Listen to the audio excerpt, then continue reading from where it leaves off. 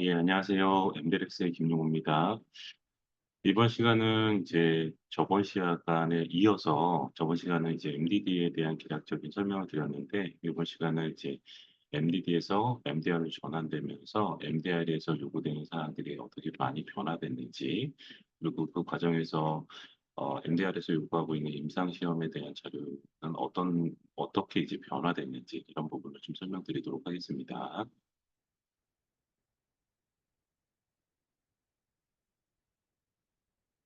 MDR을 요구사항을 좀 설명드리면요. 과거의 MDD하고 이게 비교했을 때 MDD 그 지침에 따라서 이제 유럽연으로 MB가 지정받고 이 MB가 MDD 요구사항이 만족됐는지 이제 심사를 하고 인증하는 기관을 말하는데 MDR로 전환되면서 이 MB들이 다시 재인증을 받아야 됩니다. 그 과정에서 MDD로 지정받은 MB들이 거의 대부분 많이 탈락을 했고요.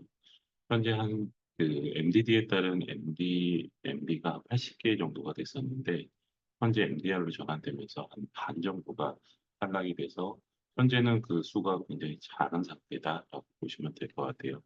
거의 대부분 그 유명한 그런 MB 기관들, 큰 기관들만 지정을 받았고요. 그 기관들이 전체 의료비를 또 재인증하다 보니 시간이 많이 소요되는 그런 문제점이 발생하고 있다라고 보시면 될 것 같습니다. 두 번째로 이제 그 과거에 MDD는 지침이었는데 그 MDR로 전환되면서 레귤레이션으로 이제 전환됐습니다.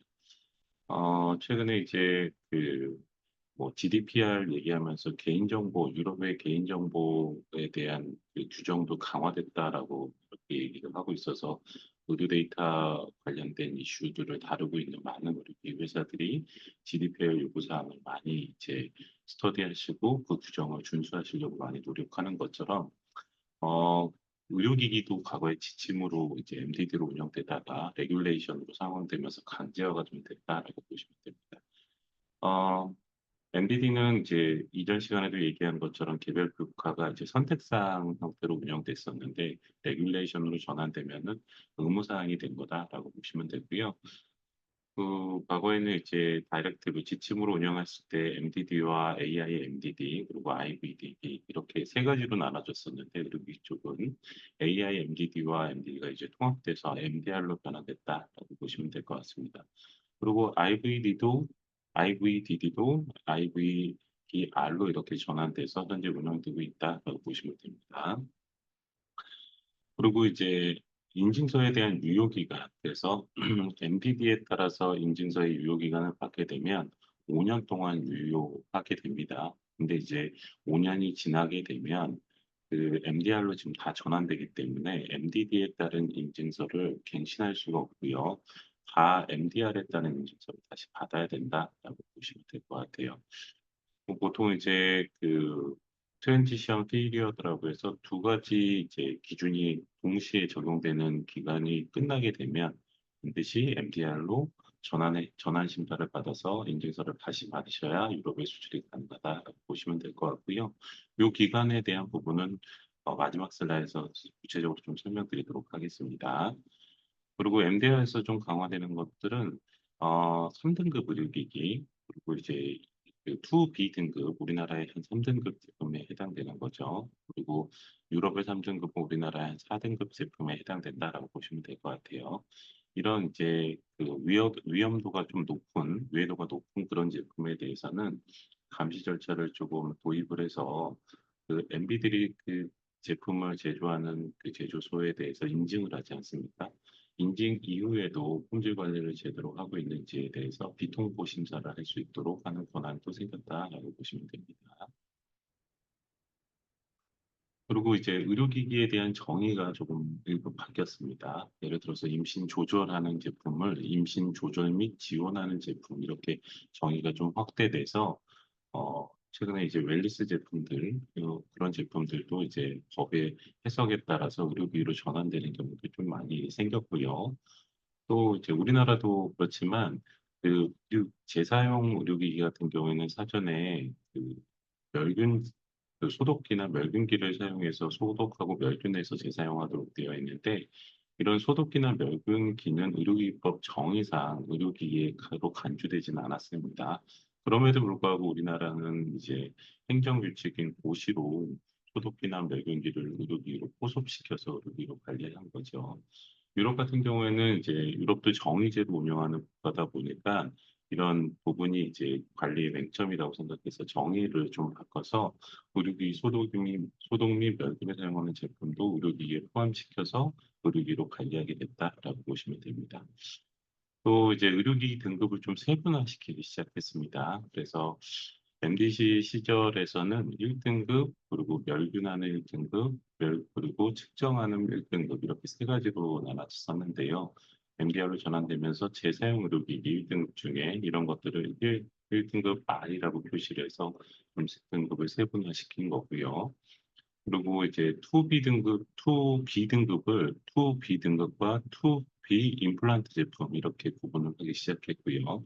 3등급, 3등급 제품도 3등급 그냥 일반 제품, 그리고 3등급 중에 정밀 심사가 요구되는 3등급 제품 이렇게 구분을 해서 각각에 대한 그 등급에 따라서 그 요구 사항이 좀 세분화되고 있다라고 보시면 될 것 같아요.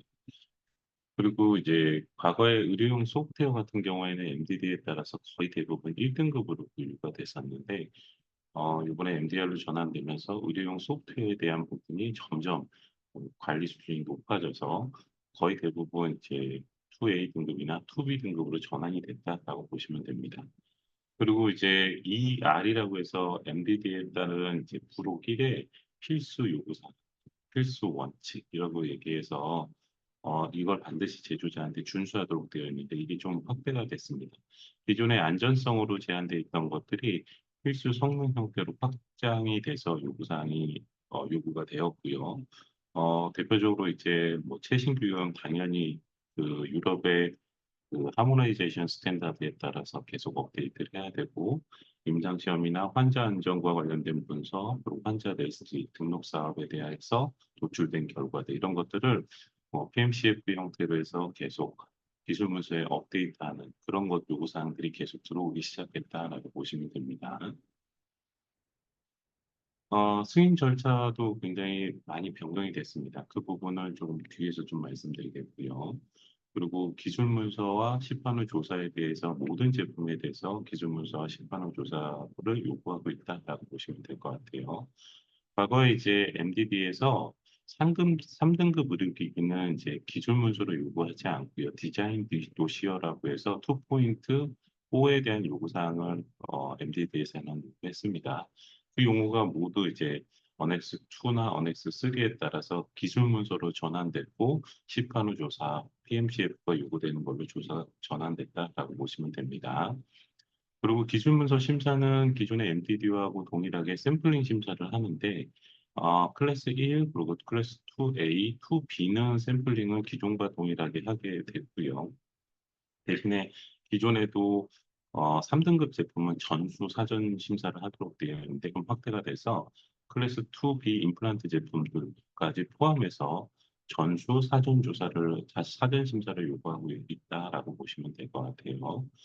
그리고 이제 또 하나는 이 클래스 2B 이식형 제품하고 클래스 3 제품인 경우에는 그 기술문서 심사할 때 CER이라고 해서 임상평가 보고서를 만들도록 되어 있는데 이 임상평가 보고서를 MB가 리뷰를 한 다음에 그 리뷰로 레포트를 유럽 전문가위원회한테 제출해서 승인을 받아야 인증서를 받을 수 있게끔 전환이 됐다라고 보시면 됩니다. 그래서 이제 2B 임플란트 제품하고 또 클래스 3 제품에 대해서는 승인 절차가 더 까다로워졌고 더 어렵게 전환이 된 거다라고 보시면 됩니다. 그리고 이제 MDR 적용 범위가 좀 확대가 돼서 기존에 이제 의료기기로 관리하지 않았던 미용 목적 의료기기들 이런 있는데 그것도 앞으로는 비록 의료기법 정의에 부합하지 않지만 MDR을 적용을 해야 된다라는 걸로 해서 부록에 그 제품이 리스트가 됐다라고 보시면 될 것 같아요. 그리고 이제 MB들이 이 MDR에 따른 요구사항을 잘 준수하고 있는지 심사를 하고 인증서를 주게 되는데 그 MD들에 대한 관리 감독이 좀 강화됐습니다. 그래서 유럽 그 개별 국가하고요, 유럽 기구에서 MD를 주기적으로 관리를 하면서 심사를 제대로 하고 있는지 주기적으로 감시하는 계획들이 만들어졌다라고 보시면 될 것 같습니다. 그리고 이제 그 과거의 MTG 시절에서는 이제 레코멘드 사항으로 있었던 가이드라인 수준이 다 MDR로 이렇게 포섭이 되면서 UDI 같은 게 대표적으로 의무화가 된 거다라고 보시면 될 것 같습니다. 대신에 이제 맞춤형 의료기기나 임상시험용 의료기기는 UDI를 적용하지 않지만 그 외에 나머지 제품은 모두 UDI를 적용하도록 되어 있고요. 그 UDI를 베이스로 해가지고 과거에 이제 유럽에 허가받았는지 여부는 왜 공개되지 않았는데 유다메드 사이트라는 데이터베이스를 하나 개설을 해서 거기에 제품에 대한 정보 그리고 유통에 대한 정보 이런 것들을 다 볼 수 있게 추적할 수 있는 데이터베이스를 구축했다라고 보시면 될 것 같습니다. 관련된 사이트는 여기에 보시면 될 것 같고요. 그리고 이제 유럽 인증서 있지 않습니까? 그 MDR에 따라서 인증을 하게 되면 인증서가 MB로부터 발행이 되는데 과거에 MDD에 따른 인증서는 그 표준안이 없어서 MB 기관마다 여러 형태로 발행이 됐습니다. 그런데 그 내용들에 대해서도 MDR로 전환되면서 표준화가 됐다고 보시면 될 것 같고요. 또 이제 우리나라 의료기법도 의료기 취급자를 뭐 의료기 제조, 수입, 판매, 임대, 수급자 뭐 등등등 이렇게 구분하고 있는데 MDR도 제조자 그리고 유럽 대리인 그리고 수입자 그리고 판매자 이런 개념이 도입돼서 각각에 대한 행위자에 대한 의무사항이 MDR에 들어갔고요. 그리고 그런 행위자에 대해서 등록하는 의무가 도입되어 있습니다. 그래서 조금 이따 이제 다음 장에 보여드리겠지만 우리가 이제 유다메다 사이트에서 그 행위자를 누구로 지정을 해서 유통되고 있는지 이런 것까지 볼 수 있도록 시스템이 구축된 거다라고 보시면 됩니다.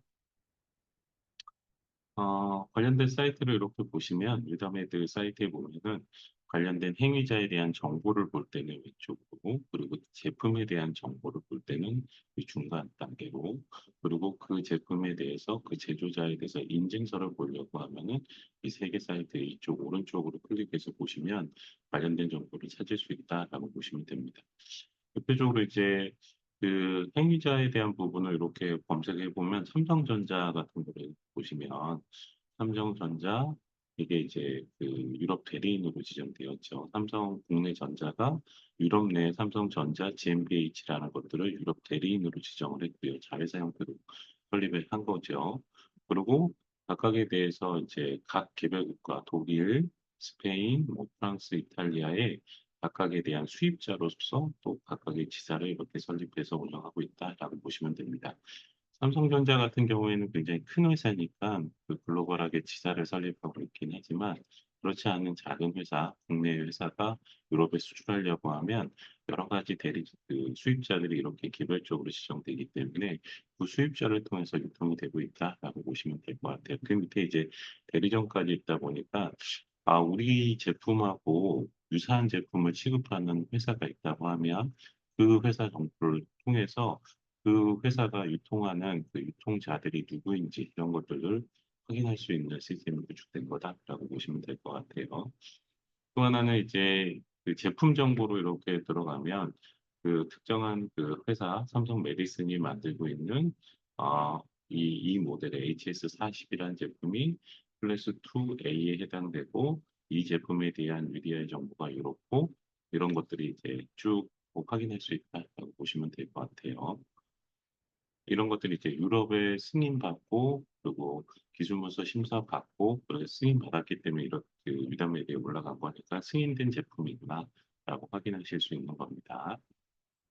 또 이제 그 또 제품 그 인증 정보 쪽으로 넘어가게 되면 그 인증 정보에 해당하는 제조자 그리고 관련된 제품의 UDI 정보 그리고 인증서 그리고 각각의 유통 정보 이런 것들을 다 확인할 수 있다라고 보시면 됩니다. 물론 일부 확인을 못하도록 이렇게 감춰놓은 것들도 있긴 합니다. 그거는 이제 유럽 정부들만 볼 수 있도록 되어 있고요.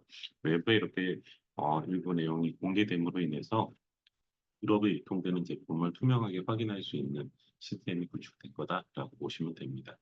미국도 그렇지만 미국도 510K나 PMA 승인을 받게 되면 허가 사항을 공개하고 우리나라도 그렇지만 과거에 유럽에서는 그런 것들을 이제 개별 MB들이 하다 보니 MB마다 공개하는 MB도 있고 공개하지 않는 MB도 있어서 유럽에서 제대로 승인받았는지 확인할 수 있는 길이 없었는데 인증서 외에는요. 이렇게 유럽 내에서 유라메디 사이트를 공개함으로 인해서 외부에서 그 승인 여부를 확인할 수 있게 된 거다라고 보시면 될 것 같습니다. 또 인증 절차도 많이 좀 전환됐습니다. 과거에는 이제 거의 대부분 인증하는 게 원엑스2에 따라서 풀 퀄리티 시스템하고 그리고 기준 문서 등급에 따라서 다 2의 B등급까지는 샘플링으로 기준 문서 심사받고 3등급 제품에 대해서만 2.4에 따라서 디자인 도시어를 심사를 받고 승인하는 절차로 가는 게 가장 일반적인 루트였는데 MDR로 전환되면서 언엑스9에 따라서 인증받는 게 일반적이게 됐다라고 보시면 됩니다. 그래서 이제 1등급 멸균 제품, 측정 제품, 재사용되는 제품, 그리고 2A, 2B, 3등급에 해당되는 제품들은 모두 이제 기준 문서는 먼저 회사가 구비를 해 놓으셔야 되고요. 그리고 그 인증하기 위해서 QMS, 풀 퀄리티 시스템하고 기준 문서 심사를 받는다라고 보시면 될 것 같아요. 둘 다 받는다라고 보시면 됩니다. 기준 문서는 뭐 이렇게 이제 1SMR 그리고 2A, 2B 등급까지는 샘플링으로 심사를 하게 되는 거고 그리고 2B의 임플란트 제품하고 3등급은 모든 제품에 대해서 기준 문서 심사를 받게 된다라고 보시면 될 것 같아요. 근데 이제 하이리스크 디바이스라고 하는 거는 특별한 인증 절차가 추가된다라고 보시면 됩니다. 하이리스크 제품이라는 것은 2B의 임플란트 제품하고요. 3등급 제품에 해당하는 제품들은 CER이라는 그 임상평가 보고서를 MD가 1차적으로 리뷰를 하고 리뷰 레포트를 만든 다음에 유럽위원회에 상정을 해서 그 유럽위원회 전문가 포럼에서 2차 검토를 하고 최종 적합할 때 승인서가 나오는 거다라고 보시면 될 것 같아요. 네, 이 절차를 밟고 있다라고 하는 게 대부분이고요. 거의 대부분 이 절차를 가고 있는 거고요. 그리고 이제 과거에 인증하는 그 방법이 아직 다 없어진 건 아니고요. 과거에 언엑스 3에 따라서 그러니까 타입 테스트라는 것들을 MD가 직접 한다고 말씀드렸잖아요. 그래서 보통 이제 3등급하고 2B 등급 같은 경우에는 기술적인 내용하고 장비를 제품을 갖다 줘서 MD가 직접 시험을 하고 기준문서 검토하고 승인서가 언엑스 10에 의해서 나오게 되면 그 다음부터 이제 그 풀 퀄리티 시스템을 보지 않고 생산에 대한 검증만 하거나 아니면 생산에 대한 품질 시스템이나 그리고 출하 검증을 하는 형태로 해서 출고가 가능하다라고 보시면 됩니다.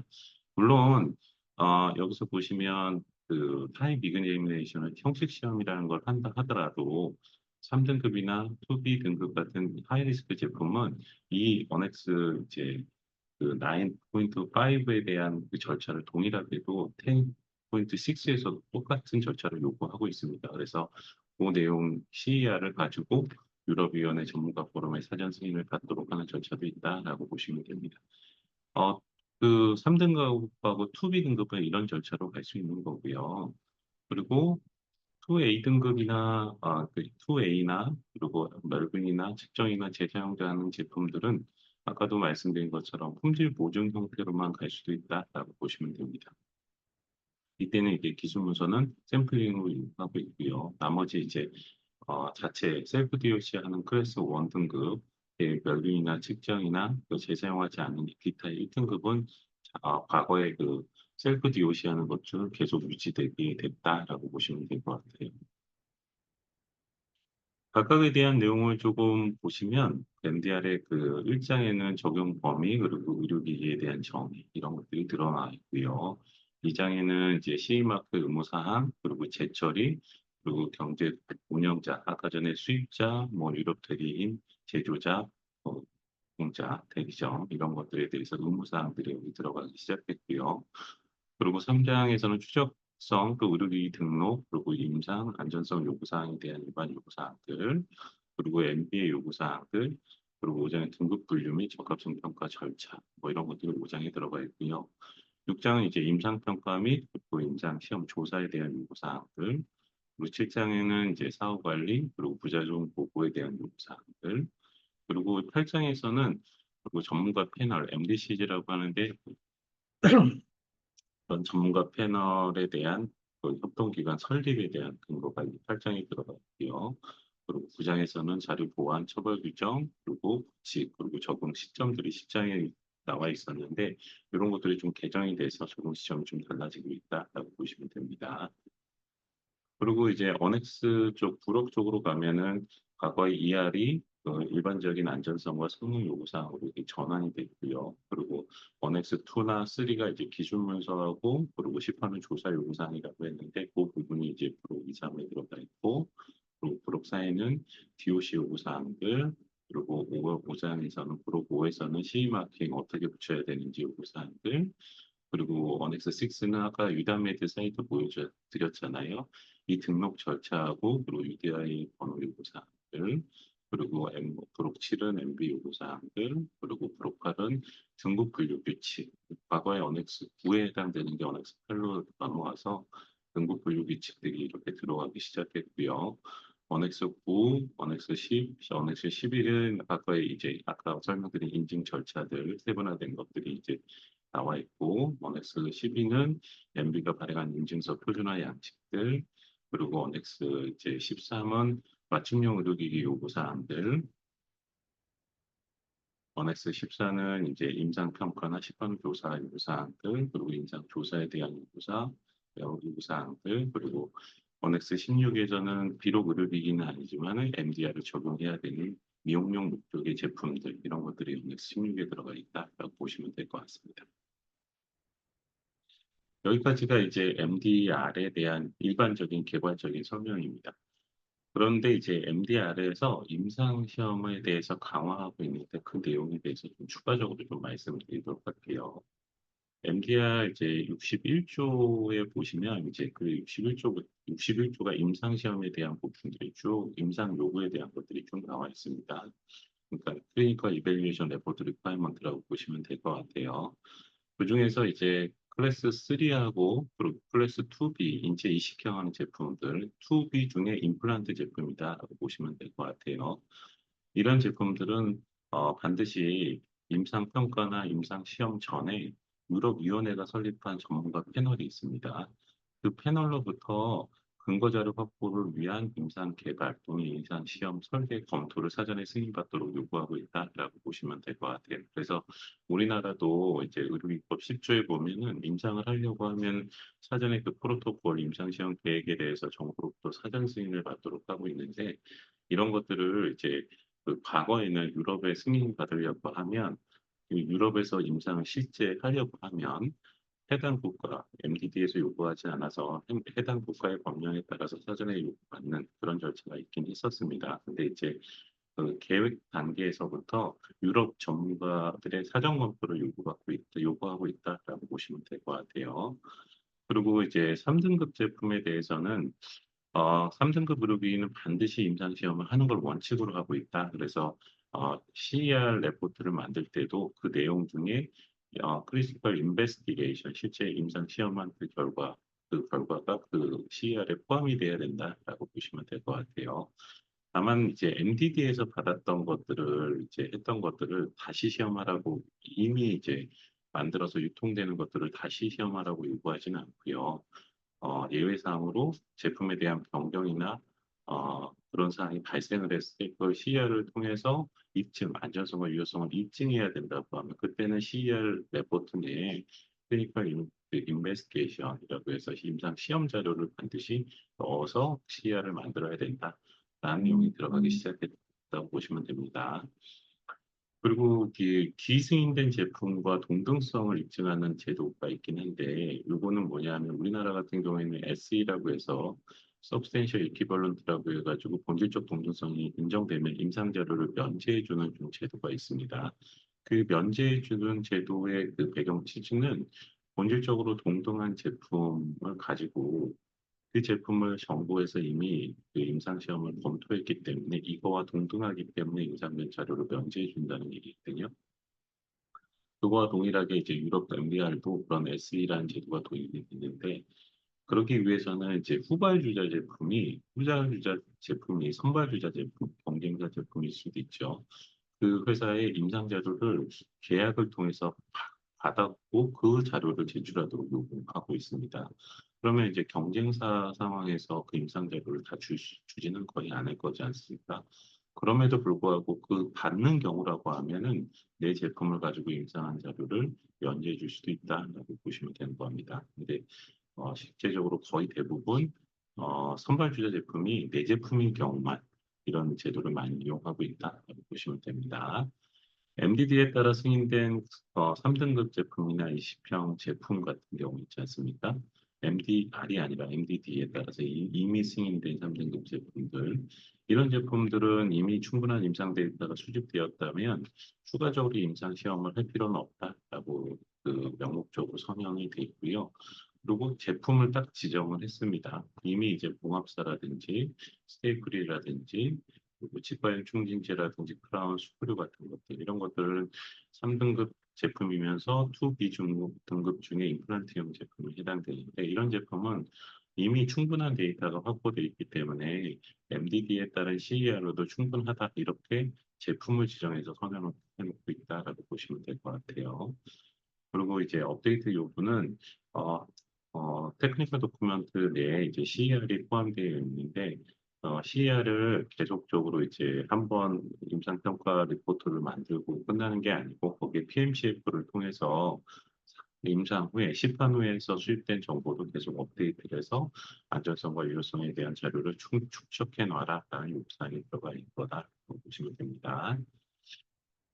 그리고 이제 전문가 패널에 대한 부분이 이제 아티클 그 106조에 들어가 있는, MDR 106조에 들어가 있는 부분인데, 반드시 이제 그 유럽위원회에서는 그 유럽 자문기구 그룹이라고 MDCG라는 거와 논의해서 전문가, 임상 평가를 하기 위한 전문가 패널을 분야별로 이렇게 구성을 해서 과학적인 수준, 기술적인 내용, 그리고 임상적 자문을 줄 수 있는 사람으로 여러 풀을 만들어놨고 이 전문가 패널을 통해서 과학적인 의견을 수렴하고 그 내용을 공개하도록 하고 있다라고 보시면 될 것 같습니다.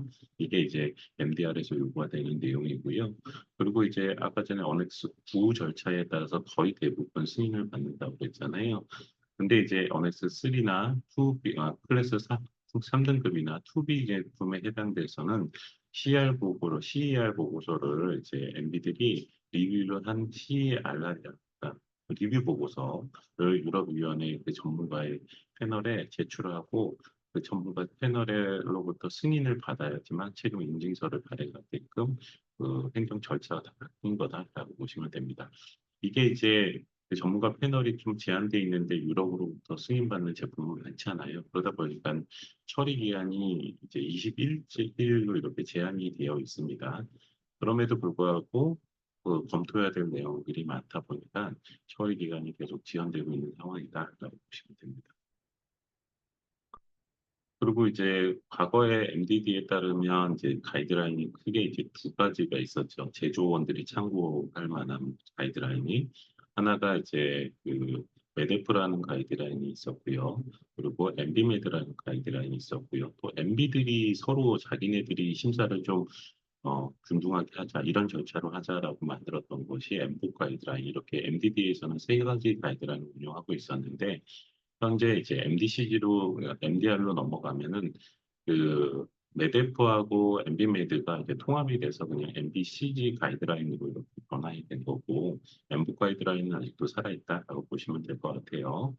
그 MDCG 가이드라인 중에 임상 조사나 평가에 관련된 가이드라인이 굉장히 많이 퍼블리시 됐고 이제 공개돼 있어서 그런 거를 다운받아서 우리가 CER 만들 때 많이 참고를 하셔야 된다라고 보시면 될 것 같고요. 그리고 이제 유럽 위원회들이 MB를 대상으로 심사를 할 때 임상 평가를 하게 되면 반드시 임상 평가 보고서를 이런 형태로 만들어라라고 하는 게 MDCG 2020-13에 해당하는 가이드라인이다라고 보시면 될 것 같아요. 이 가이드라인의 내용을 보시면 MD들이 CER을 보면서 어떤 항목들을 체크하고 그리고 그 체크하는 것들에 대해서 어떻게 기술되도록 하는 내용들이 템플릿 형태로 들어가 있습니다. 그렇기 때문에 그 템플릿을 역으로 보시면 제조자들이 CER을 만들 때 반드시 들어가야 될 항목들이 거기에 있다라고 보시면 될 것 같아요. 그래서 CER을 작성할 때 반드시 들어가야 될 항목들을 이 가이드라인을 통해서 참고하셔야 된다라고 보시면 될 것 같아요. 그리고 이제 PMCF도 반드시 돌리도록 하고 있는데 PMCF도 반드시 이제 템플릿이 만들어져 있어서 PMCF에 들어가야 될 항목들에 대해서 템플릿을 역으로 추적해서 우리가 PMCF 자료를 만드셔야 된다라고 보시면 될 것 같아요. 그러면 우리가 그 아까 그 CER 평가 보고서 있잖아요. MB들이 사용하는 평가 보고서는 구성을 어떻게 하고 있는지 잠깐 설명드릴게요. 섹션 A부터 시작해서요. 섹션 H까지 이렇게 되어 있는데 거의 대부분 섹션 A는 그 제조원 정보, 제품에 대한 정보 이런 것들이 들어가 있고요. 그리고 섹션 B는 리뷰하는 사람, MB들에 대한 평가나 자격 정보 이런 것들이 들어가야 되고요. 그리고 sek션 C에는 그야말로 이제 제품 정보, 등급 정보, 임상평가 계획이 들어가 있는지, 그리고 제품에 대해서 정보, 그러니까는 제조자가 제공하는 임상 정보, 머티리얼 정보, 그리고 일반적인 제품에 대한 스펙, 그리고 적용하고 있는 유럽의 하모나이제이션 스탠다드, 그리고 동등성이라든지 기타 이제 스테이트 오브 아트에 대한 요구사항들, 뭐 이런 것들에 대해서 기술화도 되어 있습니다. 그래서 우리가 CER을 만들 때도 이걸 베이스로 해서 이런 정보가 들어가야 된다라고 보는 거고요. 여기서 제일 중요한 게 임상 평가를 어떻게 했느냐가 중요한데 이게 섹션 D, E, F 중에 하나를 선택하거나 아니면 하나 이상을 선택하도록 되어 있습니다. 섹션 D는 우리가 이 CER을 만들 때 리터러서 서치라고 해서 우리가 이제 네카라는 조직이 있잖아요. 거기서 문헌 조사하는 것처럼 회사 자체가 문헌 조사를 해서 메타 분석하는 트랙을 섹션 D 트랙이라고 해서 이런 방법으로 우리가 이 회사는 CER을 만들었다라고 선언을 하는 경우도 있고요. 그리고 또 하나는 이제 섹션 E 트랙을 한다고 하면 실제 임상 시험을 했다라고 하는 것들 그리고 관련된 문헌들 이런 것들이 이제 섹션 E로 들어가는 거고요. 그리고 섹션 F로 갔다고 하면은 시판원 조사에 대한 내용들이 어떻게 정리가 됐다라는 것들을 sek션 F로 선언하고 있다라고 보시면 될 것 같아요. 그래서 우리가 이제 MB들이 임상 자료를 이렇게 리뷰할 때 어느 그 CER에 있는 내용을 계속 정리를 하고 그 내용들을 구체적으로 평가하도록 되어 있기 때문에 구체적인 내용을 CER에 반드시 담아놔야 된다라고 보시면 될 것 같아요. 그리고 기타 이제 제품과 함께 제공되고 있는 자료들 이런 것들을 이제 기술하도록 되어 있고요. 이용된 자료와 결과 요약 같은 것들이 임상 평가 보고서에 그 리뷰 레포트에 최종 결과 의견까지 좀 들어가도록 되어 있다라고 보시면 될 것 같아요. 그래서 CER 작성이 되게 중요해졌다고 보시면 됩니다. 근데 이제 국내 제조업체들이 MDR 승인 받는데 시간이 굉장히 많이 걸리고 있어요. 그 내용, 이유를 조금 살펴보면, 그래서 이제 제조업체들이 오히려 이제 유럽이 큰 시장임에도 불구하고 미국이나 다른 국가로 먼저 진입하려고 많이 생각하고 있을 정도로 MDR에 대한 시인증 받는 게 되게 어려워진 겁니다. 그 어려워졌다는 것들이 이렇게 다시 한번 생각해 보면요. 뭐 품질 시스템에 대해서 굉장한 요구사항을 하고 있는 건 아닌데도 불구하고 어려워진 이유는 MB 기간이 굉장히 좀 작아졌습니다. 되게 좀 뭐랄까요? 뭐 아까 80개에서 40개로 확 줄어들었다 보니까 외국 제조원들이 그 40개 기관으로 다 쏠림 현상이 일어나게 됐거든요. 그리고 또 이제 MDR에 따른 CMB 기관으로 지정받는다 하더라도 그 MB에 소속돼 있는 인원들 있잖아요. 이런 분들이 다 재시험을 통해서 MDR 요구사항도 평가를 받아야 되고 CER 이런 레포트 리뷰할 수 있는 권한 있는 사람들이 되게 제한되어 있습니다. 임상 경험이 있는지 여부, 전공이 무엇인지 여부, 그리고 어느 정도의 심사 경험이 있는지 여부 등등 이런 걸 다 재입증을 해야 다시 코드를 부여받을 수 있는데 인증기관 수도 부족하고 거기에서 코드를 부여받은 사람도 굉장히 적기 때문에 인증하는 데 시간이 굉장히 많이 걸리고 있다라고 보시면 될 것 같아요. 그리고 두 번째, 이런 사람들이, 그 극소수의 사람들이 리뷰를 하기 시작하다 보니까, 이런 사람들만 리뷰하도록 하고 있다 보니까, 기술 문서 내용하고 CER 내용들이 굉장히 디테일해지고 전문성 있게 바뀌어야 된다는 겁니다. 그래서 MDR 컨설팅 하는 컨설팅 기관들도 굉장히 전문성이 있어야 되고, 그리고 CR에 대해서도 구체적으로 기술할 수 있을 정도로 능력이 좀 탁월해야 그런 컨설팅도 할 수 있게 됐고, 이런 자료를 갖춰야지만 뭐 MDR 승인을 받을 수 있기 때문에 보안 없이 이런 것들 때문에 더 어려워진 거다라고 보시면 될 것 같아요.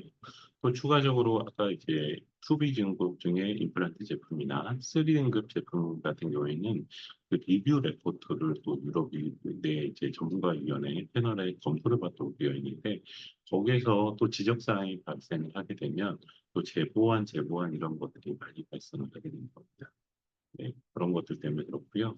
또 인증 비용하고요. 또 컨설팅 비용이 엄청나게 올라갔습니다. 이렇게 많이 되게 어려워지다 보니까 그러다 보니 이제 국내 제조업체들이 차라리 유럽은 나중에 가고 미국이나 다른 나라로부터 가겠다 이런 걸로 이렇게 선회하는 경우가 종종 있다라고 보시면 됩니다.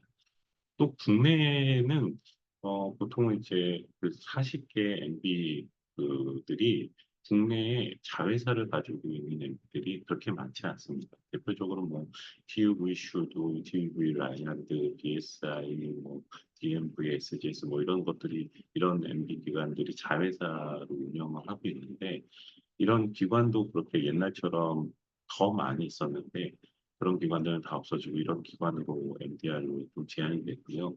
그 MDR 하는 그 기관 자회사의 심사원들도 많은 코드를 또 가지고 있지 못합니다. 그래서 심사를 할 때는 뭐 해당 본사로부터 그 코드를 부여받은 사람들을 또 초청을 해가지고 같이 심사하도록 되어 있고 그리고 그 레포트를 또 올리면 그분들이 또 그 본사에서 리뷰를 하고 본사에서 다시 유럽위원으로 또 올리고 이런 작업들이 일어나다 보니까 심사 기간도 길어지고 심사 일정 잡는 것도 되게 어렵고 이런 문제들 때문에 계속 적체가 되고 있는 상황이다라고 보시면 될 것 같아요.